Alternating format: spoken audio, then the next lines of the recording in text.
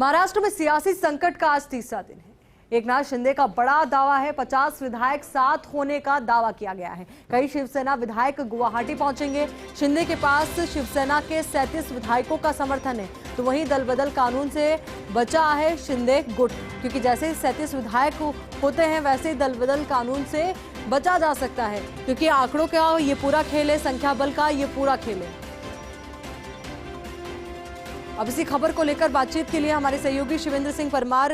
हमारे साथ जुड़ चुके हैं। तो शिवेंद्र, आपसे पूरी जानकारी चाहेंगे कि ये जो तमाम जानकारियां सामने आ रही है, तमाम दावे सामने आ रहे हैं, इनको लेकर के क्या तस्वीर साफ होने वाली है? क्योंकि एनसीपी के सूत्रों के हवाले से ये बड़ा खुलासा किया गया है कि जो कुछ हो रहा है इसमें उद्धव ठाकरे की मिलीभगत है।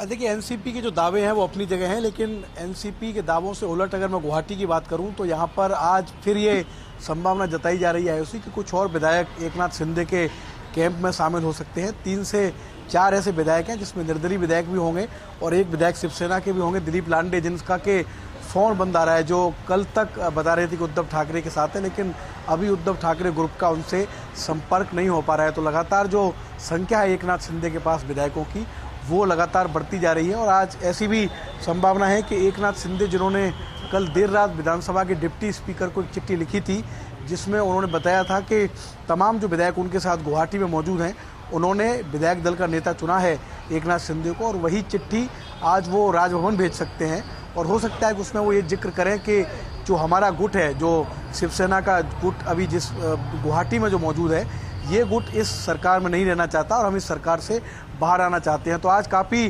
कुछ सियासी घटनाक्रम हो सकते हैं, गुवाहाटी से भी और मुंबई से भी आयोसी। इंतजार है कि कुछ और विधायक आज गुवाहाटी पहुंचेंगे एकनाथ शिंदे के पास, और उसके बाद एक बार फिर एकनाथ शिंदे का अगला स्टेप क्या होगा इस पर सबकी नज़र रहेगी। लेकिन जिस तरीके से कल से कागजी कार्रवाई शुरू हुई है, चिट्ठी डिप्टी स्पीकर को भेजी गई है एकनाथ शिंदे की तरफ से, उससे लग रहा है कि आने वाले 1-2 दिन में महाराष्ट्र की राजनीति में जो घटनाक्रम चल रहा है उसका कुछ न कुछ पटाक्षेप हो सकता है, क्योंकि उद्धव ठाकरे के पास जो विधायकों की संख्या है वो लगातार कम होती जा रही है। कल जब उन्होंने अपने घर पर मीटिंग ली थी तो 13 ही विधायक उस मीटिंग में पहुंचे थे, और ऐसी खबर है कि उनमें से भी 1 से 2 विधायक और हैं जो गुवाहाटी पहुंच रहे हैं। तो लगातार उनके पास से जो विधायक हैं वो छूटकर एकनाथ शिंदे के पास आते जा रहे हैं, क्योंकि जो विधायक अभी तक एकनाथ शिंदे के साथ नहीं थे उनको भी अब महाराष्ट्र में नई तस्वीर साफ होती हुई दिख रही है कि आने वाले दिनों में महाराष्ट्र में जो नई सरकार है वो बीजेपी और एकनाथ शिंदे का जो गुट है वो मिलकर बना सकते हैं। ऐसे में जो विधायक अभी तक नहीं पहुंचे थे, खासकर निर्दलीय विधायक,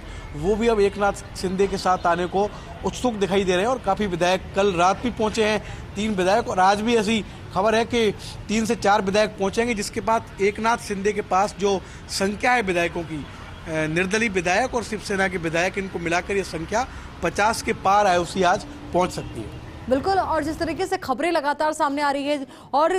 जो तस्वीरें सामने आ रही है शिवेंद्र, देखिए वहां पर इस तरीके की तस्वीर भी सामने आई है कि पहले सांसद भी बागी हो गए, उसके बाद आज ये खबर की पार्षद भी बागी होते हुए नजर आ रहे हैं, उनकी ओर से भी शिंदे का समर्थन किया जा रहा है।